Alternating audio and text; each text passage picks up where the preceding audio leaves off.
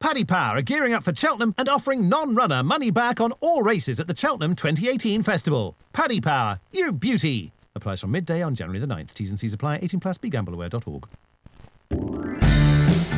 Hello and welcome to this Tuesday Anti-Post Postcast. This time around we're covering the Cheltenham Gold Cup, of course the blue ribbon. I'm Maddie Plale and I'm joined by Ted Quigley in the Racing Post studio. We've also got Patrick Mullins on the line and Rob Catterson from Paddy Power as well. Now, I'm keen to make most use of Patrick whilst we've got him. So before we jump into Gold Cup chat, Patrick, can I just ask you about Getabird? How's he come out of his run? Perfect. He rode out yesterday morning for the launch of the Dublin Racing Festival. And we've been very, very happy with him since he came out of the race. Brilliant. Okay, and I get the feeling that sort of before the race you saw him as a Ballymore horse and now it's the Supreme that you're going to go for. Any indication at this early stage of where you think you'll go with him? I suppose before the race, yeah, we would have been thinking he was probably a horse for a trip, considering he's came from the point-to-point scene. But the way he hurdled in punches now, he wasn't a tall like point-to-pointer. They can often be quite, give their hurdles a bit of air, don't like fences. But he was quite low and rapid. Mm-hmm. And also the turn of foot he showed, from the back of the second last, but then when I really asked him at the back of the last, he's been electric. So that opens up the option of the Supreme. But, don't forget, we also have Sharjah, who, is a possible for that as well. So I imagine one will go one way and the other will go the other way. Mm-hmm. So you don't think at this stage Sharjah possibly the one for the Supreme, and then Getabird, as you say, he's proved that he can stay those further distances, perhaps him for the Ballymore? Possibly, yeah. I mean, I think Sharjah will probably go to Leopardstown next month, and we'll probably have a clearer idea after that. Okay, and you've been riding out this morning. Who have you been on? Yeah, we were out this morning. We're just here in the Curragh at the moment. We bought a few horses up here for the weekend. So I was actually riding a horse that I own a bit of myself called Racing Pulse, who's been a little disappointing since himself and a few friends bought him. But he worked quite well this morning now on the Curragh. And he's entered in Thurles on Sunday. And he might just run better than his last year runs there. I hope he does. We hope so too. Right, we'll get on to what we're supposed to be talking about now, which is the Gold Cup. Rob, could you give us the prices that you've got on it to start off with? Might Bite favourite. Yeah, Might Bite is favourite, Maddie. We're 3-1 Might Bite, 6-1 last year's winner, Sizing John, 7-1 Coney Island and Native River. We're 8-1 Arduke and Road to Respect. It's 14's Disco, 16's Manila Rocco, Bristol de May, Total Recall Whisper and Kilotovic, and we're 20's Bar. Okay, excellent. Thanks very much. So we'll go over to you, Ted, first. Might Bite, is he unbeatable in the Gold Cup at this stage, or are you siding elsewhere? Oh, he's definitely beatable.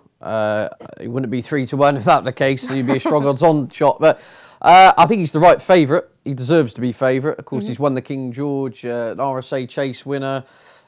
He's just becoming a bit of a win machine, and in an overall picture of a 3-mile chase division where there doesn't seem to be any great consistency amongst the staying chasers. They seem to get one great run followed by one bad run, etc., etc. At least Might Bite does keep winning. However, having said that, in any other year, if you took away the fact the words King and George are involved in the race at Kempton last time, he beat a horse called Double Shuffle, going into it, was rated 151, and he was ridden out a length to do so. So, in any other year, you could make a plausible case that Might Bite would be a 12-14 to 1 shot, placed purely on collateral form. However, I just think overall this is a really wide open Gold Cup. I think it's a brilliant betting heat. I think you can make a case for a dozen or so of these. And I think there's plenty of each way value to be had, and I'm just really looking forward to it. Okay, that's what we like to hear. Rob, anything to add to that? Have you got any Gold Cup specials that you want to introduce at this early stage? Yeah, loads of Gold Cup specials. We've priced up what Robbie Power's going to ride. Obviously, there's Sizing John there, and there's Arduke. We're pretty sure he'd ride Sizing John. We're 1-5 Sizing John, and we're 7-2 Arduke. And we've also priced up what Ruby might ride. Now, we've made Total Recall favourite in that market, but of course, there's the possibility that Kilotovic and Bacchusson could run, and also Jack Adam, who's been placed in 2 of the last 3. So it'll be interesting to see what Patrick thinks of that. Okay. Do you think it's a stronger race this year than last year, Ted? I wouldn't necessarily say stronger, purely for the fact there's so many horses coming in here. As I said, they're failing to produce their best form on a consistent basis. You've only got to look at the top 4 or 5 in the market. I mean, Sizing John's going here on the back of a disappointing effort. Native River, we haven't seen him yet this season. It's that kind of feeling. It's a really wide open look. I mean, official ratings kind of suggest that. There's 12 horses separated by £9. If you take Might Bite out of the equation, there's 11 horses separated by £7. That really does sum it up. I mean, in any given year, it's going to come down to who jumps and who the ground goes right for on the day. But I think this is going to be even more applicable this year, because I think in previous years, class horses perhaps could have got away with it. Here, I think there's such fine margins between so many of these. I think it's the kind of Gold Cup you could run 10 times and get 10 different winners. Might Bite is the worthy favourite, but he still has question marks himself to answer. He's going into unknown stamina territory-wise, isn't he? There's proven stayers in here against him. Likes of Sizing John have won the race. Likes of Native River, Manila Rocco, etc. We know stay and get further. So, yeah, it's a really fascinating race. I wouldn't say it's stronger. To me, it looks a more wide-open heat. Okay, Patrick, you've got the likes of Total Recall, Kalultovic, Batcherson maybe, Jackadam again, who could line up in the race. But what do you make of the overall Gold Cup picture at this stage, and Might Bite is a favourite? Well, I mean, it's early days. I mean, at this time last year, Sizing John hadn't even won the Kinloch Bray, so the Gold Cup winner last year wouldn't have been on anyone's radar at this stage. So it is wide open. I mean, Might Bite, he didn't impress me at Christmas, but he won. And you're really, I think, what makes him the Gold Cup horse is his performance in Cheltenham last year. When he was going to be Whisper and Bells Hill by 15 lengths and 10 lengths until he did his little shuffle. Yeah, his dance. Yeah, but he's. I think people are being harsh on Sizing John. He's had one bad run. He ran up a huge sequence last year. I think he had a very viable excuse for his bad run. I think John Durkin is far too close to Christmas. It should be moved back to the Morgiana meeting. Those two races should be on the same time. And Jack, who also is one of the most consistent horses in training, and so is Sizing John, that they both ran in that race and then ran poor at Christmas. So I think it's you should be allowed to run a line through that run. And to me, Sizing John is the one to beat. He's the Gold Cup winner. He's also a year younger than Might Bite, which is he's actually the right age at 8 rather than 9.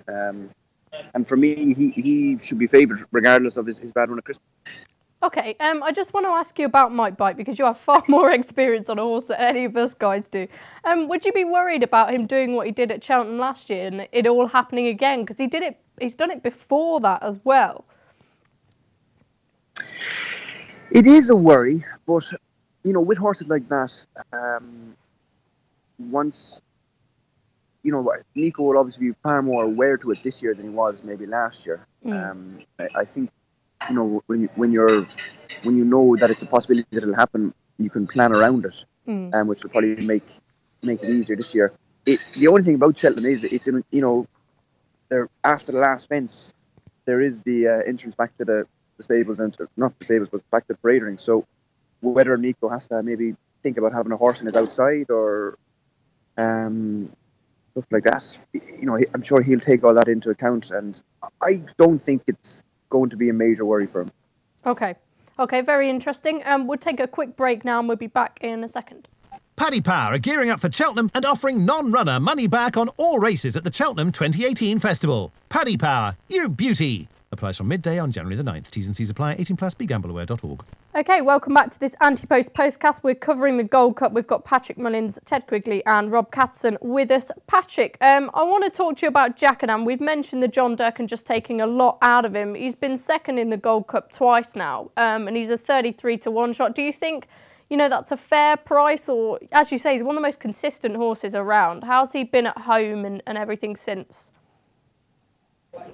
He came out of the race, he was quite tired after, and so was John off the Harringtons, but he's recovered well, and he'll go to Leopardstown next month for the Irish Gold Cup, and he's still only 9. He's only had 24 career starts, so while he's not going to be improving, I don't think there's any huge reason to think that he's going to be going backwards either. And I think 33-to-1 is a huge price for a race that you often see horses run up a sequence of being placed, being in the first 3 or 4. And, I imagine there also be the option of dropping a back to Ryanair, but perhaps in what looked a very open year, you have to take a chance. I mean, the fellow was beaten in it 3 times, I think, and won it the 4th time. So it's not impossible. And again, I think you have to forgive him one bad run. Okay, and as for your other horses, Total Recall, is he going down the Grand National route, or is a Gold Cup entry still possible for him? Well, the Grand National is definitely on the radar. And I mean, you can take in the Gold Cup on the way to entry. Several horses have done that. More than likely won't run over fences until after the weights come out, so the Bobby Joe Chase and Ferry House is a possibility as well. But you have to improve hugely to be a Gold Cup horse, because obviously he was getting the best part of a stone off Whisper when he just beat him in the Hennessy, and even off his new mark, he's a stone off a Gold Cup horse. He's 156, I think, and he wanted 170. So while he's open to improvement, he has to improve a huge amount again. Okay, the 2 others I was looking at and wrote down are Kalota Vic, who you must have been delighted with his reappearance, and Backerson as well. I know Kalota Vic, he's going to run in the same race as Jack Adam, is that right? Yeah, I think the plan would probably be to go to the Irish Gold Cup as well. Colin McBratney deserves a lot of credit for getting him back going. He wasn't in our yard from the start of the season. Colin did a lot of the pre-training with him in, and then we just kind of put fine-tuning on him. So I think he's entitled to come on. He jumped terribly over hurdles the last day, but we'd schooled him over fences before that, and he jumped fantastic. So hopefully going back over fences will improve his jumping. He has huge raw talent. He beat Thistlecrack in Punchdown and 3 mile novice hurdle. But the concern with him, the World Cup, is, he's only had 2 runs over fences in his life, and obviously nearly fell in one of them. So if he runs in the Irish Gold Cup and goes well, he's going to Cheltenham with only three lifetime chase starts, which is far from ideal, but sometimes you just have to play the hand you're dealt. And Coneygree did it on his 4th chase start, didn't he? Yeah. I'll let you get a word in edgeways now, Ted. What do you make of the Mullins Battalion and the Irish Challengers in general? Well, yeah, pretty strong overall, aren't they? Going back to Jack Adam quickly, Patrick, I just wanted to very quickly ask you, I watched this race again last night. It appeared he wasn't actually travelling that badly until he made a Horlicks on one of the fences down the back straight, which appeared to wind him. Could it be that perhaps his run wasn't as bad as we kind of led to believe? Yeah, he made two bad mistakes, particularly I think the last stitch he got all wrong, and that definitely put him without a chance. So, I think there's suitable reasons to discount that run. So my point was, I thought he was still travelling well at the time. And look at the others. I think the Irish have got a very strong chance. Obviously, Sizing John, we've covered him, and I know Rob will talk about him a bit more in a minute. The likes of, where do you start? Road Respect's done nothing wrong. You kind of feel that there are others in there, perhaps with a little bit more class, but as I said, due to their inconsistency, it makes you a little bit nervous whether you want to back them or not. But Road Respect's done nothing wrong, and then you got likes of Coney Island, who of course came back and in a very small race at Ascot recently, and you could be here to midnight talking about all these. Our Duke is the one I'm really looking forward to seeing coming back. He's still unexposed. He clearly stays. Jessica Harrington's concern before the Irish Grand National was, he said he'd pretty much done all his winning and all his best form on very deep ground. I think it was yielding that day in the Irish Grand National, and he quickened up really well and showed a nice turn of foot. So I don't think he's as ground dependent as they once thought. He clearly stays, and yeah, I think you've got to respect the Irish challenge, and I'll just reiterate my point. I think I'll go back to the Gold Cup of Lord Windermere and On His Own, as Patrick will remember fondly. I can remember those two having a ding-dong battle with the Giant Bolster in third that day, and if you'd said 8 weeks before the Cheltenham Gold Cup, those 3 would be the first 3 home, I think everyone here pretty much just switched off and walked out the studio. So I get the feeling it could be one of those years again. I think there's lots in here, including the Irish Challenge at big prices, have all got good hopes. Okay, Patrick, another one quickly I just wanted to mention to you was Backerson. Is there any chance he's going to go for the Gold Cup? What are the plans for him?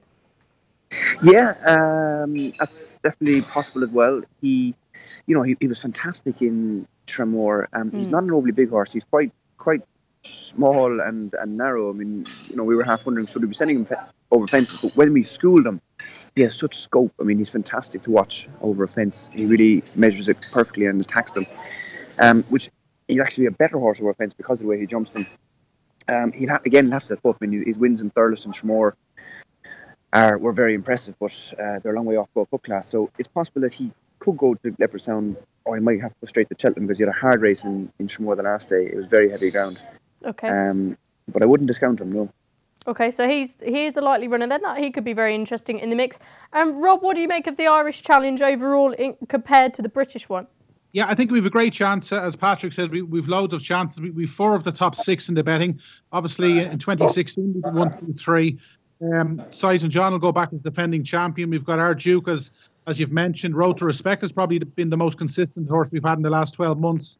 And then you've got Disco and Kilota and all those horses. And, of course, Jack Adam, who's probably got as good Cheltenham record as any of these. So I think we have an excellent chance. And there's no doubt we'll be bang there come the Friday at Cheltenham with a serious chance. Okay, excellent. We're going to talk more about some of the British hopes after this short break. Paddy Power are gearing up for Cheltenham and offering non-runner money back on all races at the Cheltenham 2018 Festival. Paddy Power, you beauty! Applies from midday on January the 9th. T's and C's apply. 18 plus. BeGambleAware.org. Okay, so it seems that we're all in agreement that Mike Bite's the right favourite, but none of us are sort of too enthused about getting really stuck into him. Perhaps one of the others that we might not have seen could be of interest, Ted. Native River, Manila Rocco, Bristol de Mai, obviously the latter, both ran and they, I don't know, what do you make of them? Of those 3 you've mentioned, Manila Rocco would be my preference, purely because he's been to 2 Cheltenham festivals and he won on 1 visit, and he was finished second in this race 12 months ago. John Joe O'Neill, master at getting his horses right for the festival. He'll be trained to the minute for this race on spring ground, and no stamina doubts, no question marks in that sense. Arguably lacks a bit of the class edge that some of the others do, but no, I think he will run a big race. Bristol de Mai is a funny old sort, isn't he? I mean, isn't he just? Well, he really is. Yeah, I mean, he gets beaten in a rehearsal chase, wins Peter Marsh by half the track, wins a Betfair chase by 57 lengths, then is tailed off at a King George, which Bristol de Mai turns up. I don't think anyone knows, but it is becoming more apparent looking at his profile that he's reliant on soft ground to perform to his best. And so I couldn't have him unless the heavens open a couple of days before. Native River is pretty much, he's where he is in his market through the fact his profile has been enhanced by by him not running, because everyone else, as I said, keeps putting in these inconsistent performances. By all accounts, he's going to go to the Denman Chase on February the 10th. If he comes through that in good form, then they will look at the Gold Cup. But he wasn't good enough to win it last year. He's had an injury. He's going to have a 1 run and then into the Gold Cup this year round. For me, it doesn't make much appeal at his price, but it'd be daft to write him off. Okay. Patrick, of the British horses, which would you be most scared of at this stage? I can't have Bristol de Mai. I know he was second he's been to Cheltenham Festival twice and he's beaten twice. I know he was second back Hercules 1 year, right? But I think he wants conditions like today in Haydock to be seen at his very best. Native River, I know it's far from an ideal. I know it's far from an ideal preparation for him, but he was staying on all the way to the line last year, and for me, it might be a blessing in disguise that he hasn't had any hard races there through the winter. He might arrive there fresh, and Manila Rocco's form seems to be very in and out. And I know John Joe has them ready for the day, but I'd rather Native River if I was being given a choice to ride one anyway. Yeah, we've seen a few horses get hard races in the run-up to the Gold Cup. What do you think's the best approach these days? Do you think it's to run them and let them get fit and see what they can do, or do you think it's best to sort of wrap them up a little bit? I suppose it depends on the way you train them yourself. We don't need to run horses to get them fit as such the way we train. But I think Henry the Knight used to get an awful lot of stick for the way she campaigned Best Mate. And yes, when you see how hard it is to get horses back to Gold Cup and how many of the last few Gold Cup winners have not even been able to get back to the race the next year, let alone win it, I have to think that Henrietta probably had it right. And maybe, have your run before Christmas, your run at Christmas, and then have your crack at Cheltenham. It's a little harder in Ireland because in England, between the King George and the Gold Cup, there's no real Grade 1 race, whereas we have the old Hennessy or the Irish Gold Cup in Leopardstown. And sometimes it's hard to leave that behind. And I know we did last year with Jack Dam, and it didn't work out. But I think Henry the Knights was definitely the most successful technique. Okay. And Robert, what do you have to add on that front? Nothing really that hasn't already been said. Listen, we've got the top 4 of last year with the top novices, and it just looks so wide open. And there's cases for 7 or 8 of them. And whatever anybody fancies, I don't think there's much doubt that so many horses have a squeak. And if the top 8 are turned up, it'll be a brilliant race in the day. Okay, excellent. Now I'm going to ask you each for your best long shot, perhaps something we haven't seen for a while or something we haven't seen yet altogether. As Patrick said earlier, Sizing John wasn't on anyone's radar this time last year. Ted, you first. There's a couple on here at big prices to pay for the Volavants again, and that's I've backed Annabelle Fly of Tony Martins. His official mark in Ireland's got up to 159 now, which puts him right on the fringe of a few of these, and by all accounts he's going to the Irish Gold Cup. I think he's around a 6 or 7 to 1 chance for that. He must have ground on the slow side though. That would be the one thing. I think he'll definitely stay. He's improving, he's lightly raced. Whether on spring ground he'd be as effective. Let's not forget, I think he was sent off favourite to beat Mike Bite in the Torto Stars novice chase. And Barry Geraghty got straight off him after he's pulled up and said the horse just did not let himself down on the ground, which I think was good to soft with pretty much good riding around the back. So that'd be a worry about him. But my real left of field bonkers one is Clanders Oboe for Paul Nicholls. This horse is improving. He's only young. He's marks 155, which puts him a stone off these. But he's going to Newbury for the Denman Chase next, where he'll take on Native River. And Clanders Oboe's 2 from 2 at Newbury's, where he basically won both races there by a distance on the bridle. Clearly a track that plays to his strengths. He's the kind of horse I'd be looking at now with like a non-runner, no-bet proviso, because if he turns up and stuffs Native River, they're going to have a serious think about this. If he's put in his place by Native River, won't worry about the Gold Cup and think about next year. So those are bigger prices. I definitely think Annabelle Fly and Clanders Oboe with a non-runner, no-bet kind of plan are definitely ones that I could see getting in the mix. Okay, very interesting. Now, my ears sort of pricked up when I saw Patrick talking about Batcherson earlier, so maybe he'll like him at a big price. Patrick, have you got a long shot hiding away somewhere that you can give us? Well, yeah, I mean, you could do definitely worse at non-runner, no-bet than having to bid at back then. I thought a horse that could be possibly overpriced is Mala Beach for Gordon. I don't know whether he'll go there or not, but he was hugely impressive in winning the Tri-Town off a big weight, and that's not easily done. And I just thought 50 to 1 about him is in what looks an open year is a big price. Okay, very interesting. Thanks very much. And Rob, what about you? Yeah, he's not a dark horse, but if we're talking about a long shot, and Patrick's mentioned him, Jack Adam at 33 to 1 has to be a bet. Now, we're 20s non-runner, no bet, but there's every chance he turns up. And like, he was 3 to 1 favourite for this race last year. He's had one bad run, and suddenly everybody's writing him off. The Gold Cup year in, year out, the best trial is always the previous year's renewal. And to me, Jack Adam screams value. Okay, Jack Adam screams value. We'll take one more break, and then we'll be back and wrap things up. Paddy Power are gearing up for Cheltenham and offering non-runner money back on all races at the Cheltenham 2018 Festival. Paddy Power, you beauty! Applies from midday on January the 9th. T's and C's apply. 18+. BeGambleAware.org. Okay, welcome back to this Gold Cup anti-post postcast. We're now going to get the lads' 1, 2, 3 for the Gold Cup. Kick us off, Ted. Can we do this 10 times? Oh, crikey, this is hard. Look. All right, let's have some fun. It's a bit of fun. Let's have some fun. I'm going to go Our Duke. Jesse's going to get him back to form. He wins the Gold Cup. Manella Rocco stays on from a tailed-off postcode to pick up the pieces and finish second. And Annabelle Flying Clanders Oboe, dead heat for third. There we go. There we go. Okay. And Patrick, I can guess what your ideal scenario would be. What's your 1, 2, 3? Hello, we lost Patrick. You shocked him with that question. He's gone. He's decided just to leave. We'll go over to Rob and hope we get Patrick back. Yeah, I'm going to go with, again, last year's Gold Cup. I think is going to be the key. I think Size and John's worth another shot. You got to remember, other than the John Durkin possibly being too quick, Jesse's previous 33 horses had all been beaten, and our next 9 were all beaten. There's no doubt about it. Something was wrong. Size and John to win. Jack Adam to finish second, and Manila Rockwood to finish third. Okay, thank you very much. And have we got Patrick back? I'm back. Sorry. Brilliant. He's back I think from the Sizing dead. John will do. I think Sizing John will do it again, and I think my bite will follow him home, and I can see Jackadam filling the places once again. Okay, very nice. Now, Rob, we're going to go over to you again and just reiterate or add in any more specials you've got for the Gold Cup that could be interesting. There was one on Nicky Henderson that I liked. There is, yeah, we've a load of specials.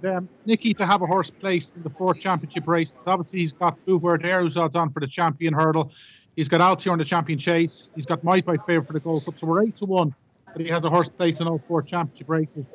And we're 16-1 about Willie for the same special. Okay. Right, Patrick, just last thing to quiz you on is that you missed our first Anti-Post Postcast when we were talking about the champion hurdle.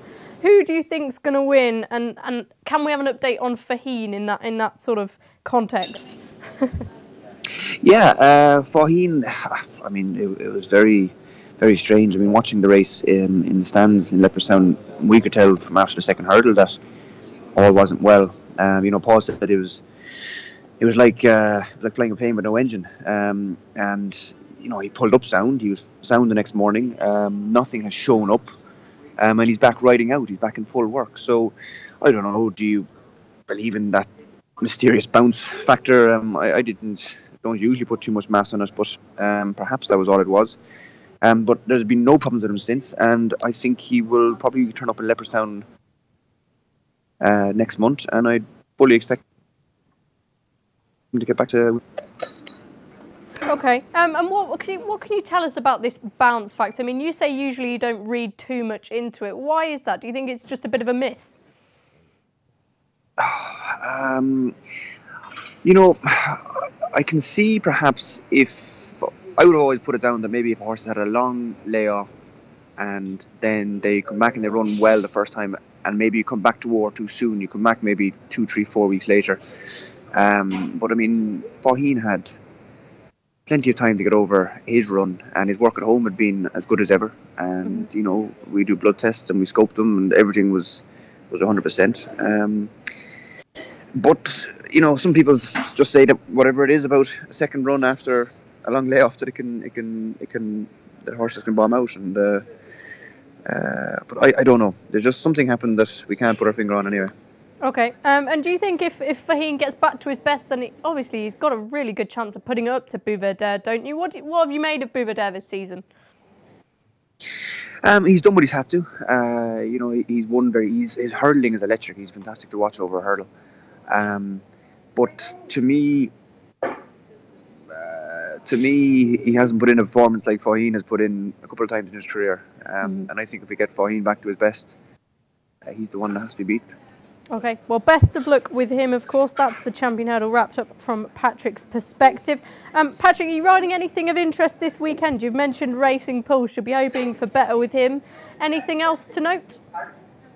There's only one bumper in Ireland this weekend in Navan on Saturday. We have 3 entries, but the horse called Castlebawn West, who's the same owner as Kilolta Vic, he's a Westerner horse. And I've sat in him a few times the last couple of weeks, and I'm looking forward to riding him. I don't know if he will run this weekend, but when he does, he's worth keeping an eye on. Okay, thanks very much. And overall, which horse has impressed you most this season? We've had plenty of disappointments, but there's been plenty of good performances too. Probably Get a Bird. He was Get a Bird was very circle. Good. And Holographic is a horse I like an awful lot. He was very good when he won his bumper in Punchestown. He's a horse I have a lot of time for. Okay, and where are you now? I'm sitting in a little cafe on the corridor here, just after finishing our lunch. So you're trying to keep your weight down. What are you doing? Yeah. Oh, green tea all the way. Green tea all the way. Not a full fry then. All the vol-au-vents me and Ted would be tucking into. Right, thank you very much for joining us. Thank you, Robin. Thanks, Ted, as well. Join us next Tuesday when we'll be looking at the Champion Chase. And make sure you never miss another show by subscribing on iTunes. Thanks for joining us, and we'll see you then. Paddy Power are gearing up for Cheltenham and offering non-runner money back on all races at the Cheltenham 2018 Festival. Paddy Power, you beauty! Applies from midday on January the 9th. T's and C's apply. 18+. BeGambleAware.org.